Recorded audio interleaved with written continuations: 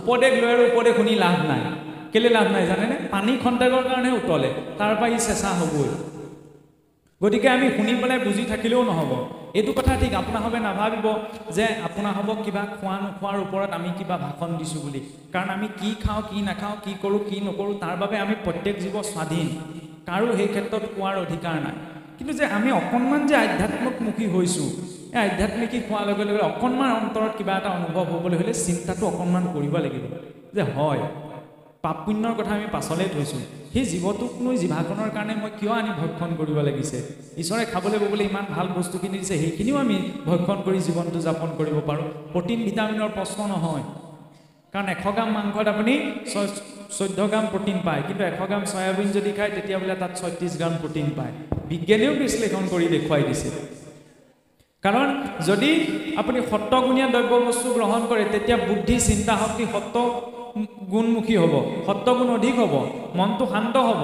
কাৰণ উদ্ধং গচ্ছতি সত্ত্বস্থা ৰজোগুণীয় দ্ৰব্য যদি গ্ৰহণ কৰা যায় তেতিয়া বুদ্ধি মাজতে থাকিব মধ্যে তিষ্ঠন্তি ৰজসা অধুগচ্ছন্তি জঘন্য গুণ বৃত্তিস্থা অধুগচ্ছন্তি তমসা যদি তমোগুণীয় দ্ৰব্য গ্ৰহণ কৰে তেতিয়া চিন্তা শক্তিটো সদায় তমোগুণীয়া হ'ব সেইকাৰণে বাৰে বাৰে প্ৰহ্লাদক ভগৱন্তই ৰক্ষা কৰাৰ পাছতো কক্ষিপুৱে চিন্তা কৰিব নোৱাৰিলে যে ঈশ্বৰ বোলা কিবা এটা আছে যি বাৰে বাৰে ইমান মাৰিবলৈ চেষ্টা কৰাৰ পাছতো প্ৰহ্লাদক ৰক্ষা কৰিলেহি কাৰণ কক্ষিপুৰৰ সকলো জীৱন প্ৰণালী তামসিক আছিল তেওঁ তামসিক দ্ৰব্য গ্ৰহণ কৰে তামসিক আচৰণ কৰে সেইকাৰণে সঁচাকৈ ঈশ্বৰৰ ভক্তিয়ে আমাৰ অন্তঃকৰণত ক্ৰিয়া কৰিবলৈ হ'লে অন্তত আমি কি গ্ৰহণ কৰিছোঁ কাৰণ যি অন্ন গ্ৰহণ কৰিছোঁ অন্নৰ পৰাই শৰীৰটো নিৰ্মাণ হৈছে সেই অন্ন অন্তত শুদ্ধ সাত্বিক সোৱাদ যত্নপৰ হ'বই লাগিব এইটো নহয় যে আজি আমি সকলোৱে শুদ্ধ হৈ যাব পাৰিম কিন্তু অন্তত গ্ৰহণ কৰাৰ হাকমত চাবচোন বিশেষকৈ আজিকালিতো তিনিআলি মূৰত সেইটো ব্যৱস্থা হ'লেই কেনেবাকৈ জীৱ এটা যেতিয়া হত্যা কৰা যায় মাংস বিক্ৰী কৰিম বুলি অকণমান গৈ পেলাই ভালদৰে লক্ষ্য কৰিবচোন জীৱটোক কিদৰে হত্যা কৰা হয় এফালে মই মোক যদি কোনোবা এজনে বেয়াকৈ কয় মই কওঁ নহয় মুখে বেয়াকৈ কৈছা তুমিও পাবা সেই জীৱটোক যে ছাল বাকলি এৰুৱাই পেলাই হত্যা কৰা হৈছে সেই হিচাপটো মোৰ লগত নোহোৱাকৈ থাকিবনে আৰু সেই জীৱটোক মই জিভাখনৰ কাৰণে ইমান দুৰ্দশা কৰিছোঁ মোক বাৰু ঈশ্বৰে সদায় এৰিবনে সেই চিন্তাকণ কৰাৰ প্ৰয়োজন তেতিয়াই চাব আমি যি চিন্তা আহিব লাগে অন্তঃকৰণে নিজেই গুচি আহিব আমি এইকাৰণেই জোৰ দি কৈছোঁ কাৰণ ধৰ্ম কৰ্মৰ বিষয়ে কোনেও কাক বুজোৱাৰ প্ৰয়োজন নাই আমাক এটা বিবেক দিছে তাৰ আধাৰত আমি সকলো ভাল বেয়া বিচাৰ কৰি ল'ব পাৰোঁ কিন্তু আমাৰ গোটেই খেলি মেলিখিনি ক'ত আচৰণ হয় এইখিনিতেই সেইকাৰণে অকণমান অন্তত চিন্তা কৰাৰ প্ৰয়োজন আমি পুনশ্চ গৈছোঁ আপোনাৰ হবে এইটোও নাভাবিব যে আপোনাৰ হবক চিন্তা কৰিবলৈ আমি দৰ্শন দিছোঁ ইয়াত ভাষণ দিছোঁ কিন্তু সঁচাকৈও সেইখিনি সময়ত ভাবি চাবচোন যদি কেনেবাকৈ সেইখিনি ভক্ষা আমাৰ দ্বাৰা সাধন হৈ আছে ক্ৰমাৎ এদিনতে নহ'লেও লাহে লাহে যাতে আমি তাৰ সেই বস্তুটো ভক্ষণটো আমি কমাব পাৰোঁ কাৰণ একগু পঞ্চম ব্যাঘ্ৰ সপ্তসিংহ পশুত্তিকা অহিংসা পৰম ধৰ্ম হিংসা ধৰ্ম পৰায়ণা চাবচোন গৰুৱে বছৰেকত এটা পোৱালিহে দিয়ে বাঘে 5টা দিয়ে সিংহই 7টা দিয়ে কিন্তু হ'লেও কাৰ সংখ্যা আমাৰ বেছি গৰুৰ সংখ্যা বেছি নে বাঘৰ সংখ্যা বেছি নে সিংহৰ সংখ্যা বেছি গৰুৰ সংখ্যা বেছি কাৰণ গৰু হৈছে অহিংসা পৰায়ণ জীৱ যদিও সিংহই 7টা পোৱালি দিয়ে বাঘে 5টা পোৱালি দিয়ে গতিকে আখৰিক দ্ৰব্য গ্ৰহণ কৰা জীৱসকলৰ প্ৰভাৱ বিস্তাৰ বাহ্যিক ৰূপত দেখা গ'লেও তেওঁলোকৰ সদগতি কেতিয়াও পোৱা সম্ভৱ নহয় যি সৎ অন্ন গ্ৰহণ কৰিছে সৎ দ্ৰব্য গ্ৰহণ কৰিছে শুনিবলৈ কটু হ'লেও তেওঁহে সংস্কাৰ হোৱা সম্ভৱ আৰু কেনেবাকৈ সেইখিনি দ্ৰব্য কাৰণ সন্তানে যদি কিবা এটা দ্ৰব্য গ্ৰহণ নকৰে মাকে যিমান মৰমত সন্তানৰ মুখত দিয়ক তেতিয়া সন্তানে নোখোৱা বস্তুটো মুখত তুলিলে সন্তানে খং কৰিবই যে মায়ে মই নোখোৱা বস্তুটো তুলি দিছে এতিয়া চাবচোন বৈষ্ণৱ ভোজ আয়োজন কৰি অ' ৰাম অ' হৰি ধ্বনি দি যদি আমি অভক্ষণীয় দ্ৰব্যটো ঈশ্বৰক অৰ্পণ কৰি খাইছোঁ ঈশ্বৰে বাৰু সুদাই এৰিবনে সামাজিক প্ৰীতি ভোজ পাতি কোনে কি তাত মাছ খাইছে মাংস খাইছে তাত আমাৰ ক'বলগীয়া নাই কিন্তু অন্তত ভগৱন্তৰ নাম লৈ আমাৰ দেখা যায় সমাজত কিছু সমাজত এইটো এতিয়াও ব্যৱস্থা আছে যে ভগৱন্তৰ নাম লৈ আপোনাৰ মৎস্য স্পৰ্শ আপোনাৰ মাংসটো নকৰিলেও মৎস্য স্পৰ্শ মৎস্যদ সৰ্বমংসাদ তস্মাদ মৎস্যাদ বিবৰ্জে মাছে সকলো জীৱৰ মাংস খায় সেইকাৰণে প্ৰথমতে মৎস্যহে বৰ্জন কৰা বেদত সেয়াহে উপদেশ দিছে ব্যক্তিগত ৰূপত কোনোবাই ভক্ষণ কৰিছে তাত আমাৰ ক'বলগীয়া নাই কিন্তু পৰাপক্ষত এই ভগৱন্তৰ নামটো লৈ যদি কৰিছে কেনেবাকৈ যদি কৰি থকা হৈছে সেই কাম নকৰিবচোন এইকাৰণেই নকৰিব কাৰণ সেইখিনি সময়ত ভগৱন্তই বৰ কষ্ট পায় ভগৱন্তই লিষ্টখনো দিছে তেওঁ কি কি বস্তু অৰ্পণ হয় পত্ৰং পুষ্পম ফলম তেওঁ নিয়মে ভক্ত প্ৰয়স্তুতি তাৰ পাছতো যদি আমি তেওঁৰ নামত সেইকণ কৰিবলৈ হয় তেতিয়া আমি ভাবোঁ আমাৰ আটাইতকৈ সংসাৰত দুখী চাবচোন অকণমান দুখ পালে আমি ভগৱন্তক সহজে গালি দিওঁ কণা ভগৱন্তই মুখে পালেগেনে কিন্তু চাওকচোন 5 বছৰীয়া প্ৰহ্লাদে যেতিয়া ভগৱতী কৰিছিল নিজৰ দেউতাকৰ দৃষ্টিত কি অপৰাধ কৰিছিল ভগৱন্তৰ নামহে লৈছিল দেউতাকে কিবা কৰিবলৈ বাকী থাকিলেনে জুইত দলিয়াই দিলে মৰক বুলি বিহ দিয়াই দিলে সাগৰত পেলাই দিলে পৰ্বতৰ পৰা পেলাই দিলে সাপে খুটালে 5 বছৰীয়া ইয়াতকৈ আৰু অমানসিক অত্যাচাৰ কিবা থাকিব পাৰেনে ক'ৰবাত শুনিছেনে এনেকুৱা ভক্তৰ ধুব ভগৱন্তক আৰাধনা কৰিবলৈ 5 বছৰ বয়সতে ঘৰ এৰি গুচি গৈছে বিপ্ৰ দামোদৰ ঈশ্বৰে বাল্যকালৰ বন্ধু আছিল যদিও খাবলৈ এমুঠি চাউল নাই তথাপি কিন্তু তেওঁলোক জীৱনৰ যিকোনো পৰিস্থিতিতে বিচলিত নহ'ল ভগৱন্তক কেতিয়াও গালি নিদিলে কিন্তু আমাৰ সহজে ভগৱন্তৰ প্ৰতি গালিটো আহি পৰে সুখৰ সময়ত ল'ৰা ছোৱালীয়ে ভালকৈ পৰীক্ষাটো পাছ কৰিছে চাকৰিটো পাইছে আমি কষ্ট কৰাৰ কাৰণেহে এইটো হৈছে ইমান কষ্ট কৰিছে তেতিয়া আমি ভগৱন্তক মনত নেপেলাওঁ কেনেবাকৈ যদি নিজৰ লগতে দুৰ্ঘটনা এটি ঘটিবলৈ হয় তেতিয়া আকৌ আমি দৈৱ দুখ আমি কওঁৱেই যে এইটো গ্ৰহ দুখ আছিলে কাল দুখ আছিলে গ্ৰহ দেৱতাসকলো সংসাৰখনত অইন কাম নাইকিয়া নহয় যে আপোনাৰ মোৰ জীৱনটো ধ্বংস কৰিবলৈ তেওঁলোক বহি আছে বেলেগ কামো আছে তেওঁলোকৰ তাৰ ভাৱনাটো এইটোৱে যে আমি দুখৰ সময়ত দুখটো সদায় দৈৱক বা ঈশ্বৰক জাপি দিওঁ সুখৰ সময়ত কিন্তু আমি সৰহসংখ্যক মনত নেপেলাওঁ যি সুখতো তেওঁক স্মৰণ কৰিব তেওঁ গতি পাব গতি পোৱা মানে এইটো নহয় ঈশ্বৰক ভক্তি কৰা মানে এইটো নহয় যে তেওঁ 24 ঘণ্টা দিনৰ 12 ঘণ্টা ঈশ্বৰৰ নাম গুণ গাই ঘূৰি ফুৰিলেহে তেওঁ ভকত হ'ব নহয় নিত্য নৈমিত্তিক যত জাতি ধৰ্ম আশ্ৰমৰ যত কৰ্ম কৃষ্ণত অৰ্পিলে হিউ হৈ জানা মহাভাগৱত ধৰ্ম নিত্য কৰ্ম যিখিনি আমি সদায় কৰিছোঁ নৈমিত্তিক কৰ্ম যিখিনি বিশেষ উদ্দেশ্যলৈ আচৰণ কৰা হয় নিত্য নৈমিত্তিক যত জাতি ধৰ্ম আশ্ৰমৰ কৰ্মৰ নামত যি আছে সকলো যদি আমি ঈশ্বৰত অৰ্পণ কৰিছোঁ তেতিয়াও বোলে ঈশ্বৰ সেইখিনি কৰ্ম ভগৱত ভক্তিৰ ৰূপান্তৰ হয় এতিয়া জীৱৰ মূলত সংস্কাৰ মূল প্ৰধান সংস্কাৰ হয় মাতৃ গৰ্ভতে সেইকাৰণে চাওকচোন ব্ৰাহ্মণৰ বংশত জন্ম হৈও দ্বিতীয় আৰু কাশ্যপৰ পৰা সন্ধ্যাকাল মিলন হোৱাৰ কাৰণে দুটা দুৰ্দান্ত দৈত্যৰ সৃষ্টি হৈছিল হিৰণ্যাক্ষ আৰু হিৰণ্যকশিপু আনহাতে সেই দৈত্যৰ ঔৰসতে প্ৰহ্লাদৰ জন্ম কেনেদৰে হ'ব পাৰিলে কাৰণ যিদিনা বোলে কশিপু ব্ৰহ্মাদেৱক আৰাধনা কৰিবলৈ ঘৰৰ পৰা ওলাই গৈছিল সেইদিনা যাত্ৰা পথতে সুখ পক্ষীয়ে তাৰ মুখত বোলে নাৰায়ণৰ নামটো শুনিলে এতিয়া নাৰায়ণৰ নামটো আছিল কশিপুৰৰ বাবে চকুৰ গোটা দাঁতৰ ফুলৰ নিচিনা ভগৱন্তক শত্ৰু বুলি জ্ঞান কৰিছিল আৰু তেতিয়া শত্ৰুৰ নাম শুনিলোঁ মোৰ যাত্ৰা সিদ্ধি নহ'ব বুলি কশিপু উভতি আহিলে তেতিয়া কাঁয়াটোৱে সুধিল যে স্বামী আপুনি কিয় উভতি আহিলে তেতিয়া কাঁয়াটোক ক'লে বোলে মই আজি যাত্ৰা পথত শত্ৰুৰ নাম শুনিলোঁ মোৰ যাত্ৰা আজি সিদ্ধি নহ'ব সেই বুলি মই উভতি আহিলোঁ তেতিয়া কাঁয়াটোৱে যেতিয়া সুধিলে যে আপুনি কি বুলি শুনিলেনো গোটেই ৰাজ্যখনত একমাত্ৰ কাঁয়াটোকেই বোলে কশিপু অকণমান কোমল মাত দিছিল কাৰণ নিজৰ পত্নী আছিল তেতিয়া কশিপুৱে বৰ কোমল মাতেৰে ক'লে নাৰায়ণ বুলি শুনিলোঁ জীৱনত প্ৰথমবাৰৰ বাবে সেইদিনাই চাগে কশিপুৱে ভগৱন্তৰ নামটো অকণমান পৰোক্ষভাৱে হ'লেও কোমলতাৰে উচ্চাৰণ কৰিছিল আৰু তেতিয়া সেই কাঁয়াটো মাতৃয়ে গম পালে যে আজি উপযুক্ত সময় স্বামীয়ে পৰোক্ষভাৱে হ'লেও ভগৱন্তৰ নাম স্মৰণ কৰিছে যেতিয়া মই আজি সন্তানৰ বাবে প্ৰস্তুত হওঁ কাৰণ সন্তান সৃষ্টিৰ কৰ্মকো শাস্ত্ৰত আমাৰ যজ্ঞ কৰ্মৰ লগত তুলনা কৰা হৈছে কাৰণ এটি নতুন জীৱৰ আগমন হ'ব সেই জীৱৰ সংস্কাৰ গৰ্ভতে আচৰণ হ'ব লাগিব দিনৰ আমাৰ গোটেই 24 ঘণ্টাৰ দিনটো মূলতঃ অস্তপহৰ অৰ্থাৎ 8টা প্ৰহৰত বিভক্ত হৈ আছে 3 ঘণ্টাৰ মূৰৰ একোটা সময়ক এটি প্ৰহৰ বুলি কোৱা হয় দিনৰ প্ৰহৰত পুৰুষ প্ৰকৃতিৰ মিলন নিষিদ্ধ ৰাত্ৰিৰ প্ৰথম প্ৰহৰত যি সন্তান সৃষ্টি হ'ব সেই সন্তান অল্পায়ুৰ হ'ব অৰ্থাৎ অল্প আয়ুষে প্ৰাপ্ত কৰিব শুনিবলৈ কতো হ'লেও সিটি সত্য দ্বিতীয় প্ৰহৰত যি সন্তান জন্ম হ'ব সি ৰোগীয়া হ'ব তাৰ ৰোগ কেতিয়াও নুগুছে দ্বিতীয় প্ৰহৰত যি সন্তান সৃষ্টি হ'ব সেই সন্তান উত্তম হ'ব চতুৰ্থ প্ৰহৰত যি সন্তান সৃষ্টি হ'ব সেই সন্তান সৰ্বোত্তম হ'ব আৰু সেই কশিপুৰৰ ঔৰসটো দৈত্যৰ বীৰ্য কাঁয়াধু মাতৃৰ গৰ্ভত স্থাপন হৈছিল চতুৰ্থ প্ৰহৰত কাৰণ সেই কৰ্ম কি সৃষ্টি যজ্ঞ সেই যজ্ঞক সাক্ষাৎ বিষ্ণুৰ লগত তুলনা কৰা হৈছে ইয়াৰ পাছতো আমি সকলোৱে জানো যে কাঁয়াধু মাতৃৰ গৰ্ভত যেতিয়া প্ৰহ্লাদ প্ৰতিপালিত হৈ আছিল তেতিয়া তেওঁ গৰ্ভপালন সময়ত ক'ত আছিল ঋষি নাৰদৰ আশ্ৰমত তেতিয়া সেই নাৰদৰ আশ্ৰমত সদায় সৎ কথা শুনোতে সেই কথাখিনিয়ে গৰ্ভস্থ সন্তানটিকো প্ৰভাৱ পেলাইছিল সেইকাৰণে গৰ্ভপালন অৱস্থাত মাতৃগৰাকীয়ে যেনে ধৰণৰ আচৰণ কৰিব, যি বাক্য ক'ব, যেনে ধৰণৰ ভাৱনা ৰাখিব, তাৰ প্ৰভাৱ গৰ্ভস্থ সন্তানটিৰ ওপৰতো পৰে। কেনেবাকৈ গৰ্ভস্থ অৱস্থাত যদি সেই মাতৃগৰাকীয়ে কাৰোবাৰ অহিত চিন্তা কৰিছে, মৃত্যুৰ কথা চিন্তা কৰিছে, যে আমুকে মোক ঢেৰ কটু বাক্য শুনাই থৈছে, এই মানুহজন মৰাই ভাল, সেই ভাৱনা যদি আহিছে, তেতিয়াহ'লে সেই সন্তানে কেতিয়াও আয়ুস পোৱাটো সম্ভৱ নহয়, কাৰণ সেই প্ৰভাৱে গৰ্ভস্থ সন্তানটিকো প্ৰভাৱ পেলায়। আজি বৈজ্ঞানিকভাৱেও প্ৰমাণিত যে গৰ্ভপালন অৱস্থাত মাতৃগৰাকীয়ে যি ভাবিব, যি কৰিব, তাৰ 85% প্ৰভাৱ গৰ্ভস্থ সন্তানটিৰ ওপৰত পৰে। সেইকাৰণে কোৱা হৈছে মাতৃগৰাকী হৈছে নিৰ্মাতা, মাতৃগৰাকীয়ে নিৰ্মাণ কৰিব পাৰে। সত্য যুগত ভাল আছিল, দেৱতা আৰু অসুৰবিলাক দুখন বেলেগ বেলেগ ব্ৰহ্মাণ্ডত আছিল।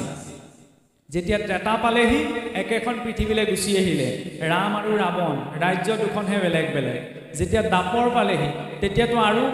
বিপদ আহিল, যে দৈত্য আৰু দানৱ দুটা একেটা পৰিয়ালতে প্ৰৱেশ কৰিলে, যেনেকৈ দুষাখন দুৰ্যোধন, এইফালে পাণ্ডৱসকল। কলিত কি হ'ল, এই অসুৰ আৰু দেৱতা এই দুইটা গুণ একেটা মানুহতেই প্ৰৱেশ কৰিলে। আমি জন্ম হওঁতেও দৈবিক গুণলৈ জন্মগ্ৰহণ কৰোঁ, আখৰিক গুণো আমাৰ লগতেই থাকে। আমাৰ কৰ্মৰ ওপৰত নিৰ্ভৰ কৰে আমি দৈবিক গুণসমূহ বিকাশ কৰিব বিচাৰোঁ নে আখৰিক গুণসমূহ বিকাশ কৰিব বিচাৰোঁ। আৰু জীৱই পিতৃ মাতৃৰ সেই মিলনৰ সময়ত যেনে ধৰণৰ ভাৱ থাকে, তেনেধৰণৰ ভাৱযুক্ত সংস্কাৰী জীৱই মাতৃগৰ্ভত আহি থিতাপি লয়হি। তাৰ পাছত ভগৱন্তক আমি গালি পাৰিলে নহ'ব যে কণা ভগৱানে এইটোহে মোক দিলে নি, সেইখিনি সময়ত ভাৱ কেনেকুৱা আছিল সেইটো বিচাৰ কৰাৰ প্ৰয়োজন। শাস্ত্ৰইতো ইমানলৈকে কৈছে যে জ্বলা টেঙা তিতা খাৰ আদি কৰি মাতৃ খায় যত যত তাৰ ৰকগয়া শৰীৰে পৰয় মূৰ্ছা যায় প্ৰতিনিত, যে মাতৃগৰাকীয়ে জ্বলা টেঙা তিতা যি গ্ৰহণ কৰে তাৰ ৰস আপ্যায়নী নাৰীয়ে গৈ গৰ্ভস্থ সন্তানটিৰ ওপৰত পৰেগৈ। আপোনাৰ মোৰ চকুত যেতিয়া নেমু টেঙাৰ সোৱাদ টোপাল এটা পৰিবলৈ হয়, তেতিয়া কেনেকুৱা লাগে আমাৰ। সেইকাৰণে চাবচোন, মাতৃগৰাকীৰ গৰ্ভপালন সময়ত আমাৰ পঞ্চামৃত যে খুৱায়, পঞ্চামৃত কেইদিনলৈ খায়, এদিনলৈ দুচামুট খাই আমাৰ থৈ দিয়ে, নহয়নে? কিন্তু জ্বলা টেঙা তিতা আমাৰ গোটেইখিনি নিত্য নৈমিত্তিকভাৱে ভোজন হৈ থাকে। পঞ্চ অমৃত বুলি যিটো দ্ৰব্য শাস্ত্ৰই নিৰ্ণয় কৰিছে, সেই দ্ৰব্যটো কিন্তু আমি এদিনহে খাওঁ। অন্নপ্ৰাশনৰ দিনা চাবচোন, সেই মৰাহতো সিজাই তাৰ জোলকণ সন্তানটিৰ মুখত দিলেহে হয়নি? দেৱশিশুটি সংসাৰলৈ আহিছে, ঈশ্বৰত অৰ্পিত দ্ৰব্য পৰমান্ন দ্ৰব্য অকণ মুখত অৰ্পণ কৰি সেই সন্তানটিক আমি প্ৰথম অন্নপ্ৰাশন সংস্কাৰ কৰিব নোৱাৰোঁনে? কিন্তু আমাৰ জীৱনটো তেতিয়া তাত শান্তি নালাগে, মাছ মাংসৰ জোল অকণমান উঠত দিলেহে আমাৰ শান্তি লাগে। সেই দৰ্শনত কেতিয়াও কিন্তু আধ্যাত্মিক সংস্কাৰপ্ৰাপ্ত জীৱন পোৱা সম্ভৱ নহয়। সেইকাৰণে সেইখিনি সময়ত এই চিন্তাবিলাক সলাব লাগিব। শাস্ত্ৰই কিন্তু সেইবিলাক ব্যৱস্থা আমাক দিয়া নাই আমাক। সেইকাৰণে মাতৃগৰাকীয়েও তৃতীয় স্কন্ধত গৰ্ভপালন সময়ত মাতৃগৰাকীয়ে কি চিন্তা কৰিব, কেনেধৰণৰ অন্ন গ্ৰহণ কৰিব, তাৰ সম্পূৰ্ণ ব্যৱস্থা দিয়া হৈছে। কাৰণ সেই সন্তানটি যাতে গৰ্ভতে সংস্কাৰপ্ৰাপ্ত হৈ আহে, শুদ্ধ সাত্বিক অন্ন গ্ৰহণ কৰিলে তাৰ ৰসৰ জৰিয়তে সন্তানটি প্ৰতিপালিত হৈ থাকে।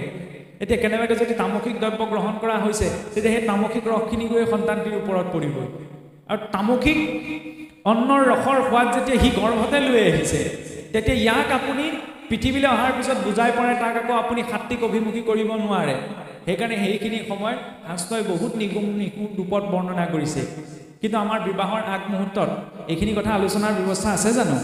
বা আমাৰ এইখিনি বুজাই দিয়ে জানো? নিদিয়ে। কাৰণ এইখিনি ক'লেতো আমাৰ নীতি নিয়মবিলাক নচলিব। সেইকাৰণে আমাৰ এইখিনি গুৰুত্বতা নাই, কিন্তু এইখিনি লাগে। তাৰ জৰিয়তে জীৱনটো সুশৃংখলিত হ'ব পাৰে। আপুনি মই ধাৰণ কৰি থকা এইটোৱে শৰীৰ নহয়, এইটো স্থূল শৰীৰ নহয়নে? এই স্থূল শৰীৰটোৰ ভিতৰত সূক্ষ্ম শৰীৰ আছে, সূক্ষ্ম শৰীৰটোৰ ভিতৰত এটা কাৰণ শৰীৰ আছে, স্থূল শৰীৰটোৰ ভিতৰত পঞ্চ কৰ্মেন্দ্ৰিয় পঞ্চ জ্ঞানেন্দ্ৰিয় স্থূল শৰীৰটো অংগ। সেইকাৰণে আমি চকুৰে দেখুৱাই দিব পাৰোঁ, মন বুদ্ধি চিত্ত অহংকাৰ দেখুৱাই দিব নোৱাৰোঁ। ক'ত আছে? সূক্ষ্ম শৰীৰত। সেই সূক্ষ্ম শৰীৰটো নিৰ্মাণ হয় 5টি প্ৰলেপেৰে। প্ৰথম অন্নময় কোষ, কাৰণ অন্নৰে শৰীৰটো নিৰ্মাণ হৈছে, সেইকাৰণে প্ৰথমটি আৱৰণ অন্নময় কোষেৰে নিৰ্মিত। দ্বিতীয়তে প্ৰাণময় কোষ, প্ৰাণ অপান ব্যান সমান উদান ব্যান, প্ৰাণ অপান ব্যান সমান উদান, এই 5 প্ৰকাৰৰ বায়ু এই শৰীৰটোত প্ৰবিষ্ট হৈছে। উশাহ লওঁতে প্ৰাণবায়ু, উদ্গাৰ আহোঁতে উদান বায়ু, শৰীৰৰ সমতুলতা ৰক্ষাৰ বাবে ব্যান বায়ু, শৰীৰৰ উষ্ণতা নিৰ্ণয়ৰ বাবে সমান বায়ু। এই প্ৰাণসমূহে শৰীৰটো নিৰ্মিত হোৱাৰ কাৰণে দ্বিতীয়টি স্তৰ প্ৰাণময় কোষ। আৰু তৃতীয়টি স্তৰ মনোময় কোষ, কাৰণ জীৱৰ মনৰ দ্বাৰাহে বন্ধন আৰু মুখ্য এই দুটা সম্ভৱ হয়। তৃতীয়টি স্তৰ বিজ্ঞানময় কোষ। চতুৰ্থটি স্তৰ বিজ্ঞানময় কোষ আৰু পঞ্চমটি স্তৰ আনন্দময় কোষ সেই আনন্দময় কোষেই হৈছে কাৰণ শৰীৰৰূপী আত্মা আৰু এই শৰীৰটোত সূক্ষ্ম শৰীৰটোত আমাৰ 6টি চক্ৰ আছে অৰ্থাৎ 6টি শক্তিৰ মিলন কেন্দ্ৰবিন্দু সেই 6টি চক্ৰৰ ভিতৰতে আমাৰ এটা প্ৰমুখ হৈছে হৃদয়ত থকা হৃদয় পদ্ম যাক কয় ভগৱন্ত ক'ত আছে হৃদয়ত কেনি প্ৰৱেশ কৰে যেতিয়া মাতৃ গৰ্ভত চতুৰ্থ মাহত প্ৰথম জীৱ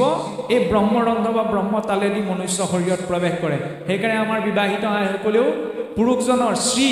অৰ্থাৎ আয়ুষ ৰূপত আয়ুষ ৰেখাৰ ওপৰত শিৰৰ হেন্দুৰকণ কপালৰ অগ্ৰৰ পৰা এই ব্ৰহ্মতাললৈকে টানি লয় আজিকালিহে টিক মাৰি লৈ থৈ দিয়ে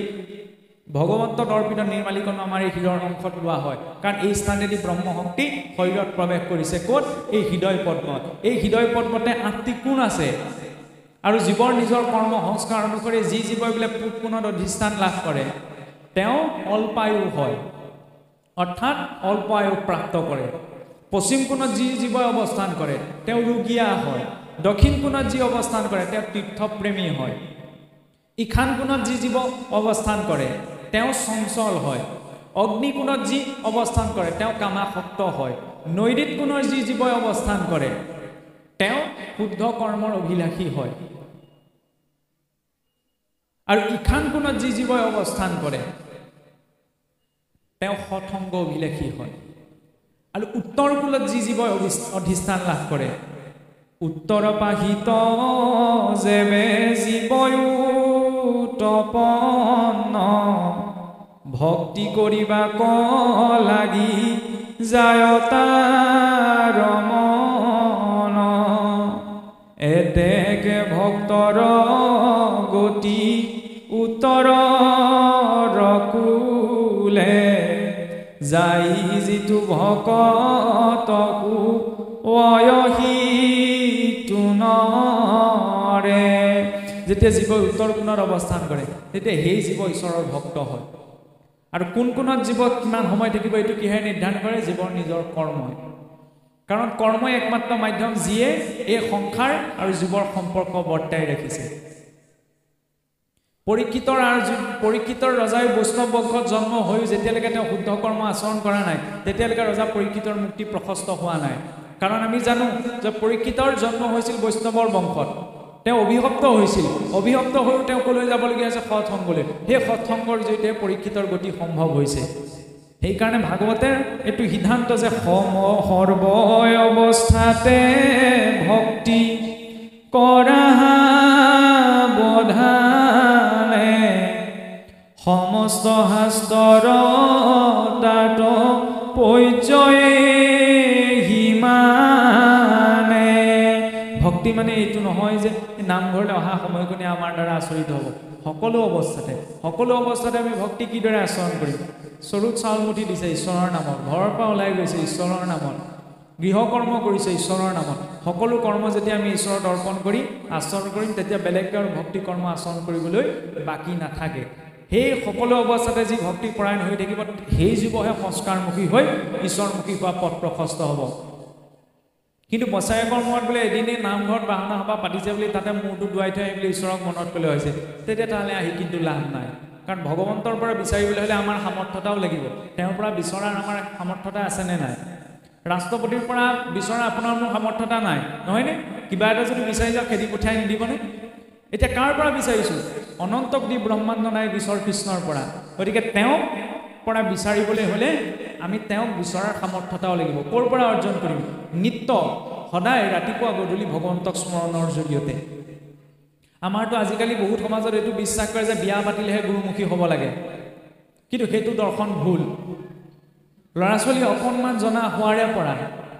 যিদৰে আমি মোবাইলটো হাতত তুলি দিওঁ বাইকখন তুলি দিওঁ নহয়নে ভাল কাপোৰযোৰ তুলি দিওঁ লগালগ গুৰুমুখী কৰাৰ ব্যৱস্থাও লাগে গুৰু হৈছে দেখা ঈশ্বৰ যাতে দেখা ঈশ্বৰজনক চিনি পায় শৰণ কিয় লয় শৰণ হৈছে আশ্ৰয় ৰ'দ বতাহৰ পৰা ৰক্ষা পাবলৈ যিদৰে আমি গৃহটি নিৰ্মাণ কৰোঁ তদনুৰূপত জীৱনৰ পৰিস্থিতিসমূহকো ঈশ্বৰৰ আশ্ৰয়ৰ প্ৰয়োজন যাতে এনেকুৱা পৰিস্থিতি সকলোৰে জীৱনত আহে যে কি কৰিম কি নকৰিম আমি ভাবি নাপাওঁ শুদ্ধ অশুদ্ধ আমি চিন্তা কৰিব নোৱাৰোঁ সেইখিনি সময়ত ঈশ্বৰৰ হাতখনৰ প্ৰয়োজন কেতিয়া পাব পাৰিম যেতিয়া আমি গুৰুৰ জৰিয়তে ঈশ্বৰমুখী হ'ম সেইকাৰণে প্ৰহ্লাদ আদি ভক্তসকলেতো 5 বছৰ বয়সতে ঈশ্বৰমুখী হৈছিল আমি বাৰু 5 বছৰ বয়সতে নালাগে কিন্তু অকণমান চিন্তা শক্তি অহাৰ লগে লগে গুৰুমুখী কৰি ঈশ্বৰক চিন্তা কৰাৰ ব্যৱস্থাটো লাগে বহুতে ভাবে যে গুৰুৰ ওচৰত শৰণ ল'লে ঢেৰ নীতি নিয়ম পালন কৰিব লাগিব নীতি নিয়মিনো পালন কৰিব লাগিব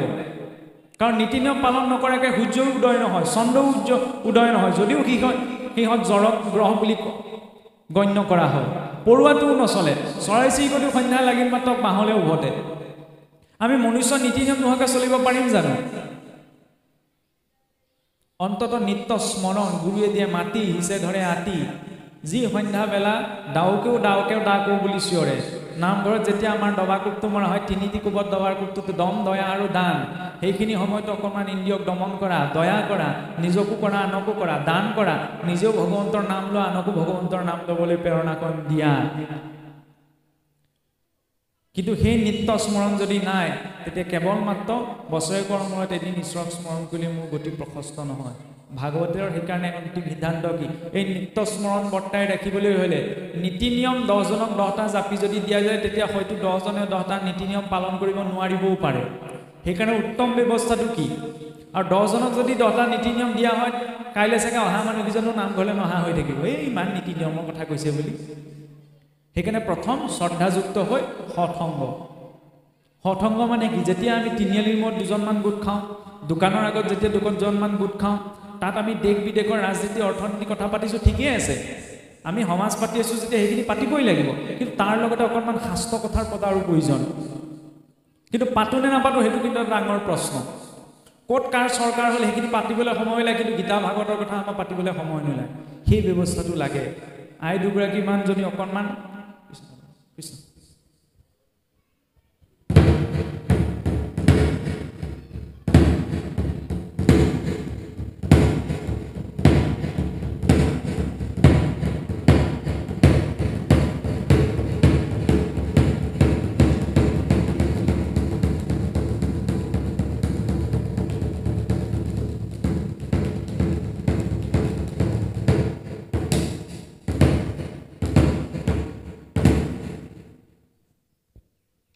এইটো ব্যৱস্থা আমাৰ গাঁৱে গাঁৱে দবাকোপটো মৰাৰ ব্যৱস্থা আছে যেতিয়া আপুনি দবাকোপ শুনাৰ লগে লগে ভগৱন্তক আমি স্মৰণ কৰোঁ তেতিয়া ভগৱন্তও ভাল পায় যে দিনটোত বিভিন্ন কৰ্মত ব্যস্ত হৈ তেতিয়া মনত নাপালে ঠিকেই আছে এতিয়া সম্যক মোক ধাৰণা কৰা সময়কণটো অন্তত নামটো উচ্চাৰণ কৰি ভগৱন্তক স্মৰণ কৰিছে কিন্তু যাৰ সেই কোনো ব্যৱস্থা নাই তেতিয়াহ'লে সেই জীৱই কেতিয়াও গতি পোৱা সম্ভৱ নহয় জীৱনৰ কোনো পৰিস্থিতিতে তেওঁ শান্তি পোৱা সম্ভৱ নহয় এনে নহয় যে যিজনে ঈশ্বৰক ভকতি কৰিছে তেওঁচোন একোৱেই হোৱা নাই যিজনে গুৰুমুখা একো নামানে তেওঁচোন ধনে শুনে গোটেই নদন বদন হৈছে যিদৰে পিতৃ মাতৃৰ এটা সন্তান যদি ভাল হয় ভাল সন্তানটিৰ প্ৰতি যিমান মৰম থাকে বেয়া সন্তানটিৰ প্ৰতিও সিমানেই মৰম থাকে কিন্তু বেয়া সন্তানটিৰ প্ৰতি এইটো ভাৱনা থাকে কিজানি এইটো ভাল হোৱাহেঁতেন ঈশ্বৰৰ জীৱ সমস্তৰ প্ৰতি এইটোৱে ভাৱ কোনোবাই ঈশ্বৰক মানে নামানে সেইটো ঈশ্বৰে বিচাৰ নকৰে কিন্তু ৰাস্তাটোত জীৱন নামৰ ৰাস্তাটোত ঢেৰ খলাবমা আছে ভক্ত আৰু অভক্তৰ মাজত পাৰ্থক্য সেইখিনিতে সেই জীৱন নামৰ খলাবমাযুক্ত পথটোত যাওঁতে যিজন অভক্ত তেওঁ যেতিয়া ঠেকেচাটো গাব তেওঁ তেতিয়া বেয়া মাত মাতিব কিন্তু ভক্তজনে ঈশ্বৰৰ নামটো ল'ব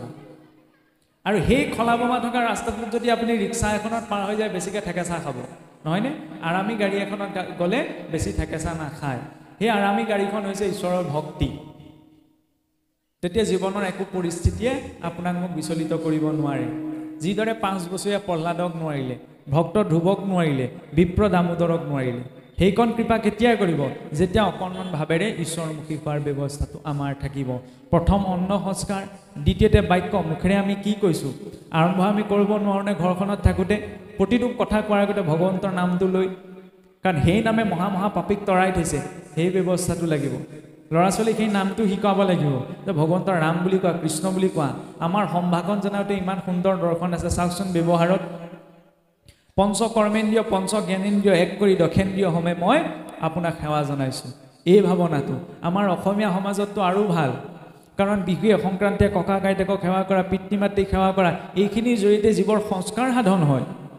কিন্তু সেই ব্যৱস্থাখিনি আমাৰ লাহে লাহে নাইকিয়া হৈ গৈছে কিছু পৰিমাণত সেই ব্যৱস্থাখিনি লাগিব যেতিয়া আমি মানুহক মানুহ ৰূপত পিতৃ মাতৃক পিতৃ মাতৃৰ ৰূপত ককা আইতাকক ককা আইতাৰ ৰূপত সন্মান দিবলৈ শ্ৰদ্ধা কৰিবলৈ শিকিম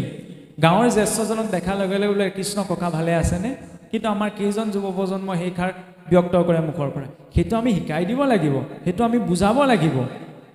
সেই ব্যৱস্থাটো যদি আহি যায় তেতিয়াহ'লে কেতিয়াও জীৱনত কোনো ধৰণৰ বিশৃংখলিত পৰিৱেশে জীৱক উশৃংখল কৰিব নোৱাৰে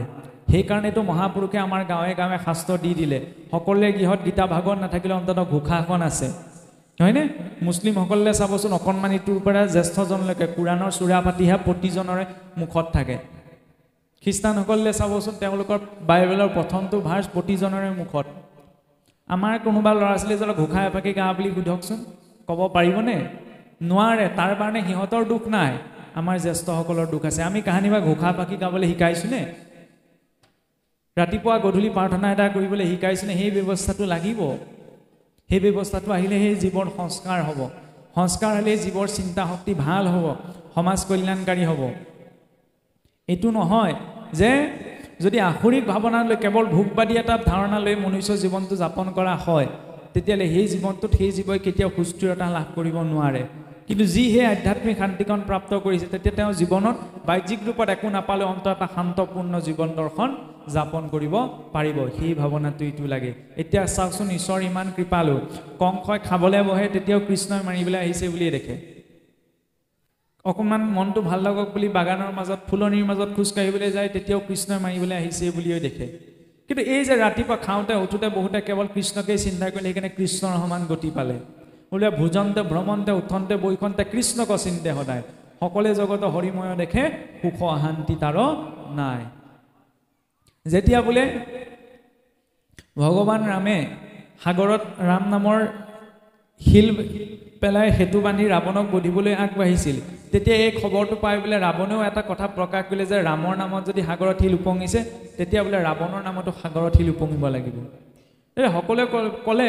ৰাৱণক যে মহাৰাজ যিমান যি হ'লেও আপুনি এটা কথা জানে যে ৰাম হৈছে জগতৰ ঈশ্বৰ গতিকে তেওঁৰ নামত সাগৰত শিল উপঙাটো ডাঙৰ কথা নহয় কিন্তু আপোনাৰ নামত সাগৰত কেনেকৈ শিল উপঙিব কিন্তু ৰাৱণ দৃঢ় প্ৰতিজ্ঞ আছিল ৰাৱণে পাত্ৰ মন্ত্ৰী সমন্বিতে সাগৰৰ তীৰলৈ আহিল আৰু নিজৰ নামটো লিখি শিলটো ওপৰলৈ দলিয়াইলে সেই শিলটো যেতিয়া পানীত পৰিলে সকলোৰে চকু তেতিয়া কপালত উঠিল ৰাৱণ বুলি লিখি থোৱা শিলটো সাগৰত আকৌ উপঙি উঠিল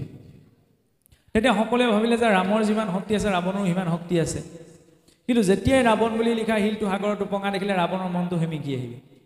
কিয় সেমেকি আহিলে তেতিয়া ওচৰত থকা তেওঁৰ পত্নী মনটো দৰে আহিলে যে স্বামী আপুনি অসম্ভৱ কৰ্মটো সম্ভৱ কৰি দেখুৱালে কিন্তু আপোনাৰ মনটোতে চিন্তাৰ ভাৱটো কিয় প্ৰকাশ পাইছে তেতিয়া ৰাৱণে ক'লে বোলে মই আজি নিশ্চিত হৈ গ'লো যে ৰামৰ হাতত মোৰ মৃত্যু নিশ্চিত তেতিয়া মনটো দৰে আকৌ সুধিলে যে আপুনি কিয় তেনেকৈ ক'লে তেতিয়া ৰাৱণে ক'লে যে সেই পত্নী চোৱা যদিও মই ৰাৱণ বুলি লিখি সেই শিলটো নিক্ষেপ কৰিছিলোঁ নিক্ষেপ কৰাৰ আগমুহূৰ্তত মই সেই ৰামকেই স্মৰণ কৰি লৈছিলোঁ আজি মই ৰামৰ শক্তিৰ উমান পাই গ'লোঁ কাহিনীটোৰ তাৎপৰ্য এইটোৱে কোনোবাই যদি অসৎ ব্যক্তিও শুদ্ধ ভাৱত থাকি ঈশ্বৰৰ নাম স্মৰণ কৰিছে তেতিয়া সেই নামে ক্ৰিয়া কৰিবই আমি মাত্ৰ অকণমান ভাৱেৰে সেই নামক ল'ব লাগে 12 স্কন্ধ ভাগৱত দেখাত এখন বৰ ডাঙৰ গ্ৰন্থ ইয়াৰ তত্ত্বসমূহ বুজি কাহানিও শেষ নহয় কিন্তু শেষত দ্বাদশত যেতিয়া 12 স্কন্ধৰ নিৰ্ণয় ৰূপিত হৈছে তাত শুকদেৱে এটি কথা কৈছে ই ৰামেনি গদতি শুক শুনিও নক প্ৰমুখেৰি খিজতে ক 12 স্কন্ধৰ যিটো তাৎপৰ্য তাক কহো প্ৰতিনিত পৰে বা পিছলে যদি বা ক্ষুধায় তৃষ্ণায় পীড়িত হুয়া নমো হৰি বুলি ডাকি উচ্চ কৰি মাধৱৰ নাম লয়া এতে কতে তাৰ গুচিল পাতে ক অনেক কোটি জন্মৰ হৰিৰ নামক কীৰ্তন কৰিয়া মহাশুদ্ধ হুৱেন যে হে ঋষিসকল 12 স্কন্ধৰ তাৎপৰ্য কি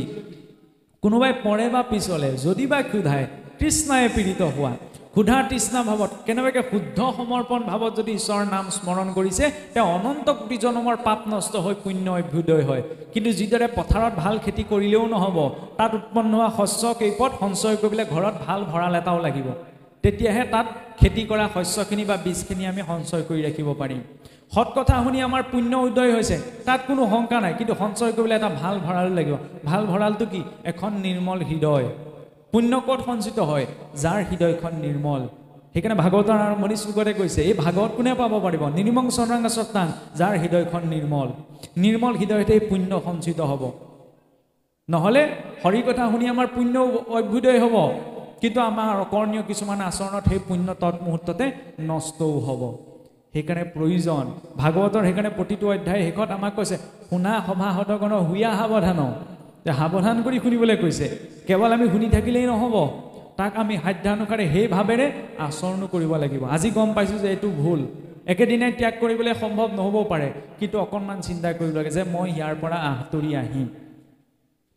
কাৰণ কিবা এটা পাবলৈ হ'লে অকণমান কিবা এটা এৰিব লাগিব সকলো পাবলৈ হ'লে সকলো এৰিব লাগিব সেইটো এটা সিদ্ধান্ত বহুত গভীৰ স্তৰত হ'লেও আমি মনুষ্য ৰূপত যিখিনি অন্তত বিচাৰ কৰিব পাৰোঁ সেই বিচাৰখিনি আমি কৰিবই লাগিব যিদৰে বানপানী নহওঁতে গড়টো বন্ধাৰ প্ৰয়োজনীয়তা আছে ঠিক তেনেদৰে এতিয়া অধৰ্মই গ্ৰাস নকৰাতে জলনতু হন্তে পাৰ বান্ধা শীঘ্ৰে এৰানো আলজাল অধৰ্মে গ্ৰাহিলে জানা মুখতো নাহিবে জানা মাধৱৰ নাম এতিয়া ধৰ্মত আছোঁ কাৰণে যেনে তেনে ভগৱন্তৰ নামটো অকণমান মুখৰ পৰা ওলাইছে কেনেবাকৈ অধৰ্মই গ্ৰাস কৰিবলৈ হ'লে এই নামো নোলাব সেইকাৰণে সকলো ঠিকে থাকোঁতে ঈশ্বৰমুখী হোৱাৰ প্ৰয়োজন নাম কেনেকৈ ল'ব লাগে ৰত্নাকৰলৈ চাওকচোন দুজন অচিনাকি মানুহে আহিহে কৈছিলহি যে তুমি পাপৰ পৰা উদ্ধাৰৰ বাবে ৰাম নাম লোৱা কিন্তু ইমান অধম আছিল বোলে ৰাম নামো নোলাই মৰাম মৰাম বুলিহে মুখৰ পৰা ওলাইছিল কিন্তু সেই শব্দটুকু ৰত্নাকৰে ইমান দৃঢ়তাৰে ধৰিলে যে শৰীৰত উই উঠি গ'লগৈ তথাপি কিন্তু সেই নামক ত্যাগ নকৰিলে আমাক গুৰুৱে কাণে কাণে দিয়ে তথাপি কিন্তু সেই নামক আমি পাহৰি থাকোঁ তেতিয়াহ'লে হ'বনে সেইকাৰণে ভাৰতত জন্ম হোৱা ডাঙৰ ডাঙৰ দৈত্যসকলৰ পৰা আমাৰ শিকিবলগীয়া ঢেৰ আছে ডকাইতৰ পৰাও শিকিবলগীয়া ঢেৰ আছে ৰত্নাকৰ ডকাইত নাছিল জানো কিন্তু সেইজনে শিকাই থৈ গ'ল নাম প্ৰকৃততে কেনেকৈ ল'ব লাগে আমাক বাৰু উইয়ে ধৰাকৈ নাম ল'ব নালাগে কিন্তু অন্ততঃ জীৱনৰ প্ৰতিটো কৰ্ম কৰাৰ আগমুহূৰ্তত সেইজনা ঈশ্বৰক চিন্তা কৰি স্মৰণ কৰি সেই কৰ্ম সম্পাদন কৰাৰ ব্যৱস্থাটো লাগে এতিয়া সময়ৰ প্ৰতি লক্ষ্য ৰাখি আৰু আমি বেছি সময় আপোনাৰ খবৰ আগত বক্তব্য ৰাখিব বিচৰা নাই কাৰণ কথা কৈ থাকিলে ওলাই গৈ থাকে আৰু সদায় আমি বুজি থাকিলেও নহ'ব নিত্য নৈমিত্তিকভাৱে মূলতঃ দৰ্শন এটাই ভাগৱতৰ বা ভক্তি মাৰ্গত যে আমি ধৰ্ম কৰিছোঁ অধৰ্ম কৰিছোঁ সকলো পৰ্যায়ত আমি বিচাৰ কৰিব নোৱাৰিবও পাৰোঁ কিন্তু নিত্য নৈমিত্তিক যাতে ঈশ্বৰৰ স্মৰণ আৰু চিন্তন যাতে কোনো ক্ষণতে ত্যাগ নহয় কেনেবাকৈ মই জনা নাই যে মই ভুলকে কৰি আছোঁ কিন্তু সেই ভুলটো যদি ঈশ্বৰৰ নাম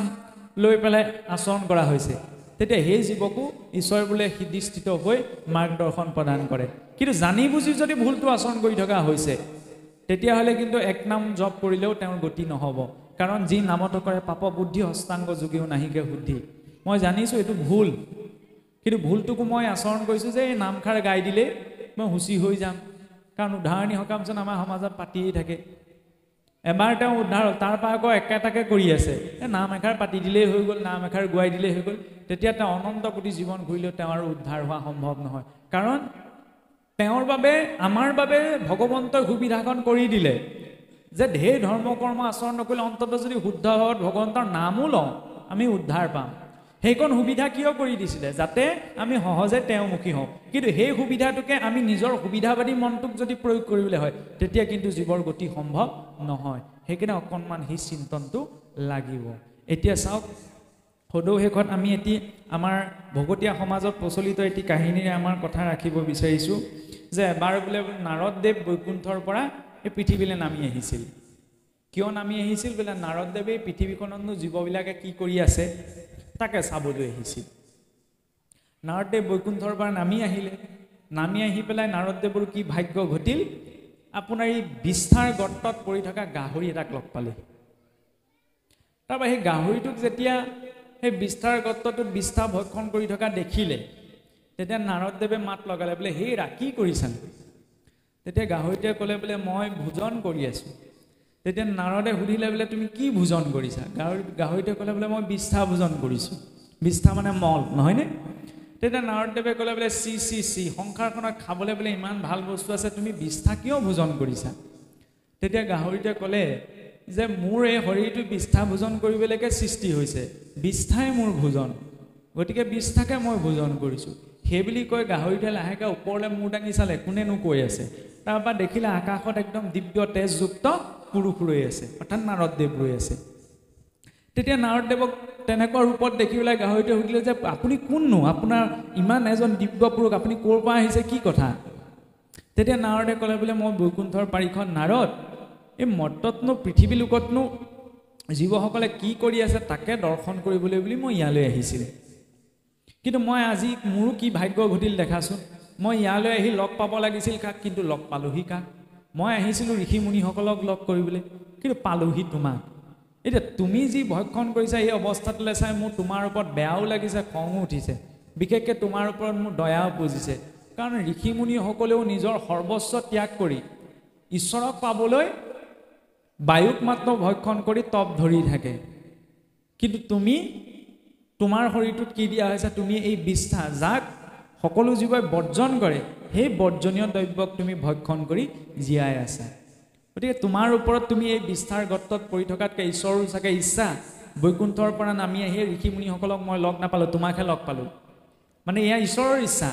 গতিকে ব'লা, ঈশ্বৰো চাগে তাকে বিচাৰিছে, মই তোমাক বৈকুণ্ঠলৈ লৈ যাব বিচাৰিছোঁ। তেতিয়া গাহৰিয়ে যেতিয়া নাৰদৰ মুখত বৈকুণ্ঠলৈ যোৱাৰ কথা শুনিলে, তেতিয়া মনত আত্মবিভোৰ হৈ গাহৰিয়ে ক'লে যে প্ৰভু আপুনি সঁচাকৈ কৈছেনে? অঁ বোলে মই সঁচাকৈ কৈছোঁ। যি স্থানৰ কথা মোৰ বংশৰ কোনেও সপোনতো ভাবিব নোৱাৰে, আজি মই সেই স্থানলৈ যাবলৈ পাম। তেতিয়া গাহৰিৰ মনত কিমান আনন্দ আৰু। তেতিয়া নাৰদক ক'লে বোলে প্ৰভু আপুনি খন্তেক আপুনি ইয়াতে ৰ'ব, মই ঘৰতো খবৰটো দি থৈ আহোঁগৈ, কাৰণ ঘৰৰ মানুহখিনিও গম পাব লাগিব।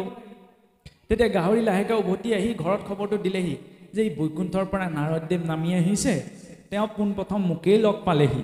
এতিয়া আমাৰ অৱস্থাটোলৈ চাই আমাৰ ওপৰত দয়া উপজিছে, সেইকাৰণে নাৰদদেৱে মোক বৈকুণ্ঠলৈ লৈ যাব বিচাৰিছে।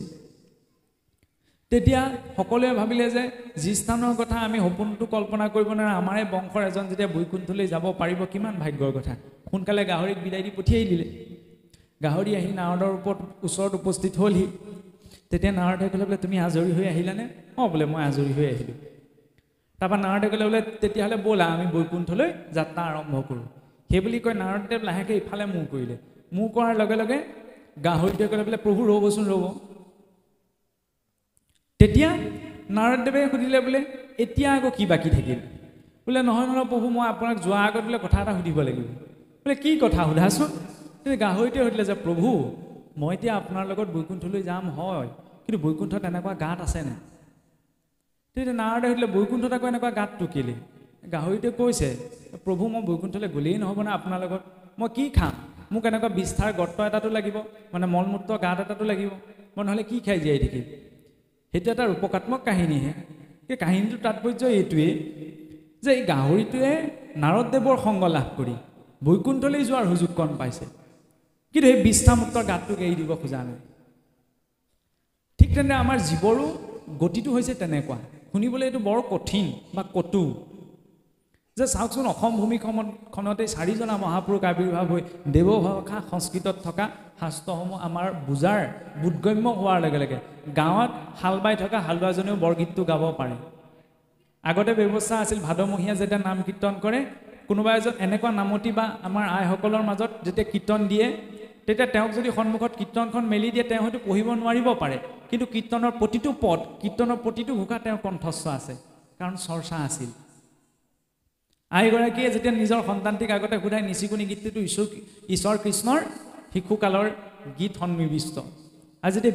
বিবাহ সময়তে বিয়া নামো গায় তাতো ঈশ্বৰ কৃষ্ণৰ ৰামচন্দ্ৰৰ চৰিত্ৰৰ কথা সোমাইছে। মানে আমাৰ প্ৰতিটো পৰম্পৰা নীতিৰ জৰিয়তে ঈশ্বৰমুখী হোৱাৰ ভাৱনাটো আছে। কিয়? যাতে কিবা এটা নহয় কিবা এটাত লাগি আমি ঈশ্বৰমুখী হওঁ। কিন্তু মহাপুৰুষে সেই সকলো ব্যৱস্থা দিয়াৰ পাছতো আমি যদি নিজৰ এই ভোগ প্ৰবৃত্তি, ভোগবাদী চিন্তাধাৰাটো অকণমান হ'লেও ঢিলা কৰিব পৰা নাই, তেতিয়া আমাৰ সেই গতিটো সেই গাহৰিটোৰ নিচিনাই। এফালে মহাপুৰুষে আৱিৰ্ভাৱ হৈ আমাৰ জীৱ তৰণৰ পথ দেখুৱালে, মুক্তিৰ মাৰ্গ দেখুৱালে। আমি মুক্তি বাৰু পাছত পাম, অন্ততঃ এই জীৱনটো এজন শুদ্ধ মানৱ ৰূপত যাপন কৰোঁ। আমি সেইখিনি পাইছোঁ। বিশ্ব ব্ৰহ্মাণ্ডৰ আটাইতকৈ শ্ৰেষ্ঠ জ্ঞান আমাৰ হাতত আছে, গীতা ভাগৱতৰ জ্ঞান। এই জ্ঞানক স্বয়ং ব্ৰহ্মাদেৱেও নতমস্তক ৰূপত সেৱা অৰ্পণ কৰে এই ভাগৱতৰ সন্মুখত। কিন্তু এই ভাগৱত আজি আমাৰ গাঁৱে গাঁৱে আছে। ইয়াৰ পাছতো যদি আমি অকণমান নিজৰ বাক্য বচন ব্যৱহাৰত সংস্কাৰিত কৰিব হৈছে, তেতিয়া কিন্তু এই জীৱৰ কেতিয়াও গতি নাই। আপুনি নিজৰ কৰ্ম অনুসাৰে গতি পাব, ময়ো নিজৰ কৰ্ম অনুসাৰে গতি পাম। আজি আপোনাৰ হ'বৰ আগতে আমি ধুনীয়াকৈ ভকত হৈ বহি আছোঁ, নহয়নে? ইয়াৰ পাছত যদি মই অগম্যা গমন কৰোঁ, অভক্ষা ভক্ষণ কৰোঁ, আপোনালোকৰ সমাজৰ কোনেও নেদেখে, নহয়নে? কিন্তু কোনে দেখি থাকিব? ঈশ্বৰে। কাৰণ 14জন সাক্ষী, নেত্ৰত আদিত্য, নাসিকাত অশ্বিনী কুমাৰ, কৰ্ণত দিগগণ, পদত বিষ্ণু, হস্তত ইন্দ্ৰ, লিংগত প্ৰজাপতি, বুদ্ধিত বাসুদেৱ, মনত চন্দ্ৰ, অহংকাৰত ৰুদ্ৰ, বাক্যত অগ্নি, জিহ্বাত বৰুণ, 14জন দেৱতা লগতে ৰাখিছে। সময়ত সাক্ষী দিবই। গতিকে ভাৱনা এইটো হ'ব লাগে যে মোৰ কোনেও দেখা নাই, এইটো নহয়, ঈশ্বৰে দেখি আছে। আৰু তেওঁ এটা সংস্কাৰিত, যিদৰে ল'ৰা ছোৱালীয়ে যদি বেয়া কাম এটা আচৰণ কৰে আটাইতকৈ দুখ পায় পিতৃ মাতৃয়ে, নহয়নে? ঈশ্বৰ কৃষ্ণটো পিতৃৰ পিতৃ, মহাপিতৃ, সমস্ত জীৱগণৰ পিতৃ। তেওঁৰ আটাইতকৈ শ্ৰেষ্ঠ বিবেকযুক্ত তেওঁৰ সন্তান হৈছে এই মনুষ্য জাতি। এই মনুষ্য জাতিকে এইখন সংসাৰলৈ ধৰ্মক আচৰণ কৰি, ধৰ্মত থাকি, কাৰণ ৰিক্সাৱালাজনে যদি যি কৰ্ম আচৰণ কৰিছে সিও কিন্তু শাস্ত্ৰৰ দৃষ্টিৰে এক টপ, কাৰণ তেওঁ তাপিত হৈছে, তাপিত হৈ শাস্ত্ৰীয় মাৰ্গত থাকি তেওঁ অৰ্জন কৰিছে। কিন্তু কোনোবা এজন বহু উচ্চ পদস্থ বিষয়া, তেওঁ টেবুলৰ ওপৰত পোৱাকেইটাই তুষ্ট হোৱা নাই, টেবুলৰ তলেদিও লৈছে, তেওঁ কিন্তু পতিত হ'ব লাগিব। সেইকাৰণে তপ মানে গেৰুৱা বসন পিন্ধি ভগৱন্তৰ নাম লোৱাটোকে তপস্যা বুলি কোৱা হোৱা নাই। শাস্ত্ৰীয় মাৰ্গেৰে যি উপাৰ্জন কৰি জীৱনটো বৰ্তাই আছে সিও এক টপ, তেওঁ তাপিত হৈছে। সেই তাপিত হোৱাৰ মূল্য ঈশ্বৰে সময়ত প্ৰদান কৰিব। তেওঁ যে প্ৰকৃত কষ্ট আচৰণ কৰিছে, তেওঁ যে প্ৰকৃত মাৰ্গটোক ত্যাগ কৰা নাই। কিন্তু যি অকণমান সুবিধা পালে প্ৰকৃত মাৰ্গটো ত্যাগ কৰিছে, তেওঁ লাগিলে আৰু কথা জানক। আমাৰেই উদাহৰণ, আমি ইয়াত ঢেৰ কথা কৈছোঁ, বাটে পথে যদি কেনেবাকৈ অসৎ ৰূপত লগ পায়, কাৰণ চেহেৰালে চাগে গম পাইছে চাগে কিমান বয়স চাগে গৰু কিছু, অনাগত দিনতো যদি জীয়াই থাকোঁ কেনেবাকৈ যদি গম পায় ক'ৰবাত কিবা অসৎ কৰ্ম কৰিছে, তেতিয়াহ'লে জানিব আৰু যিমানখিনি মুখেৰে গাইছে তাৰ মূল্য নাই, ডাঙৰ এটা শূন্য। সেইকাৰণে আমি নিজেই কি কৰিছোঁ, নিজক কিমান সংস্কাৰিত কৰোঁ। ফুলত যেতিয়া গোন্ধ আহি পৰে, ফুল পাহে তেতিয়া মৌ মাখিক মাতিবলগীয়া নহয়, হয় জানো? মৌ মাখিবিলাকে নিজেই তাৰ গোন্ধ ল'বলৈ আহে।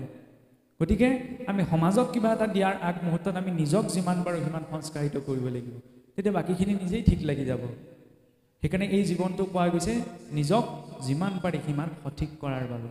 তেতিয়া সেইজনৰ বাবে ঈশ্বৰ সকলো সময়তে কিবা নহয় কিবা এটা ৰূপত উপলব্ধ হ'ব, সেই ভাৱনাই লাগে। এতিয়া সদৌ শেষত সেই ভাৱনাতেই আৰম্ভ হৈছিল, নহয়নে? ভাগৱতৰ ভৱ এতিয়া শেষো সেই ভাৱনাতেই ৰাখিছোঁ, কাৰণ যেতিয়ালৈকে ভাৱ নাহে তেতিয়ালৈকে আমাৰ দ্বাৰা শুদ্ধ কৰ্ম আচৰণ নহয়, সেই ভাৱ লাগিব। সদৌ শেষত আমি এই কথাৰে আপোনাক খবৰ আগত আমাৰ বক্তব্য ইমানতে ৰাখিছোঁ। আৰু আমাৰ কোৱা কথাখিনিত যদি কেনেবাকৈ কিবা মিঠা পাইছিল তেতিয়াহ'লে গ্ৰহণ কৰিব, যদি টেঙা পাইছে তাক বৰ্জন কৰিব দেই। সেই ভাৱনাৰে আমি সমস্ত জনৰ অগ্ৰত সেৱা অৰ্পণ কৰি এতিয়া পাঠকি প্ৰভু সকলো সেৱা জনাই আমাৰ বক্তব্য ইমানতে ৰাখিছোঁ।